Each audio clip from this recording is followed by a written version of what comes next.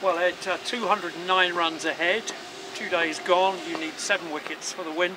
A brilliant position to be in, isn't it? Yeah, it's obviously good to be in this position after a tough couple of games. I thought we batted exceptionally well yesterday. I think we would have bowled if we won the toss, and I think that was the right thing to do from them. And thought we did very well to get through the morning session 2 down, 80 for 2, and then obviously set it up for the middle order to play well. And Luke Wright, along with a couple of the other guys, played brilliantly and got us into a good position. And then I thought we bowled fantastically well today. Magoffin obviously is a class act, and he was very hard to play bowling up the hill there with a little bit of help, but I thought he just bowled absolutely beautiful. He took the catches and he hit the stumps a lot, so I thought we backed it up really well second time around because the wicket has flattened out a bit. I mean, there's still there's still the odd ball in there which is misbehaving a bit, but I thought in general the wicket played okay, and to get the 3 down was a good effort. Matt Hobson did a really good job.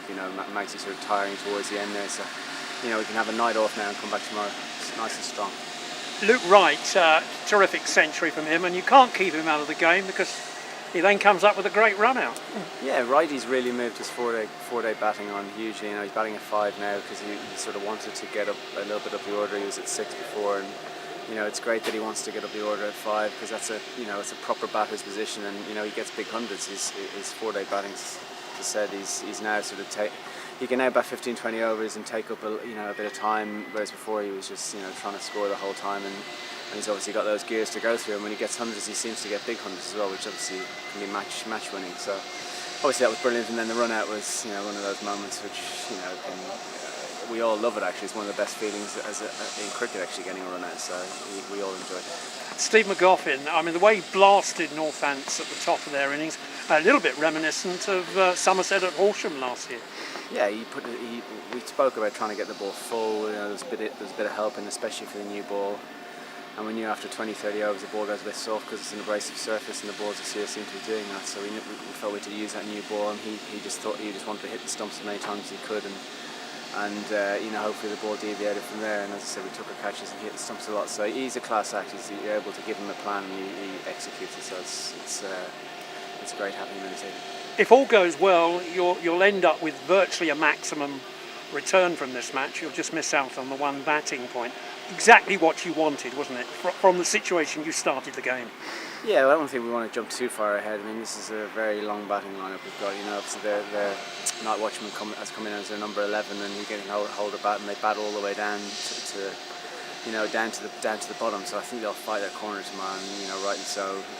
But yeah, it'd be great to come out of this with any kind of win, to be honest. But we've had a tough month or two in the Championship cricket, a lot of injuries, and it's tested the depth of our squad to the limit.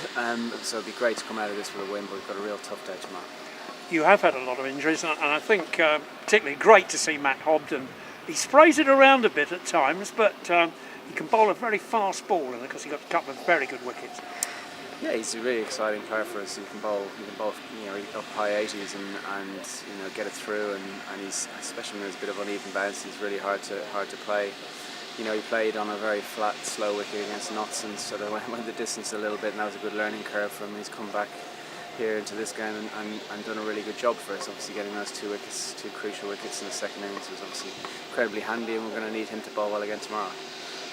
You had a bit of a mid-season slump, I think we have to say, but signs are that you're going to finish off in the right spirit and with the right success as well. Yeah, again, I mean, this game's definitely not finished yet. We started the season really well as we did last year, and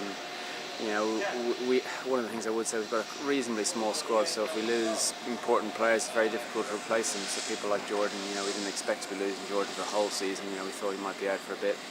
But he's a huge player for us, because he bats at 8 and bowls, takes a lot of wickets, and obviously a great slip fielder as well. So obviously losing him, but then obviously we had the RD injury, and we've had a lot of niggles, myself, and Luke's obviously not able to bowl at the moment, and Luke Wells does his side, and actually obviously coming back from a serious operation pre-season, still trying to catch up now. It looks like he's finding his form. So we've had a lot of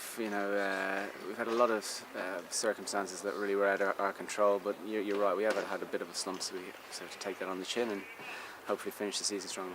And a lot of these teams are concertina together, aren't they? So if you can get a win, you can leap up the table. Yeah, you're dead right. You get a lot of points for wins. and likewise if you lose, you can shoot down the table. So that's the nature of the beast. You're right. It's hard to really tell where you are until you've got a couple of games left, and then you can sort of determine where you might finish. But we're down the bottom at the moment, and we've got to make sure we shoot up to somewhere in the mid-table. Considering that Northants were out for 116, I mean, for Sussex to get 405, it's an exceptional effort, isn't it?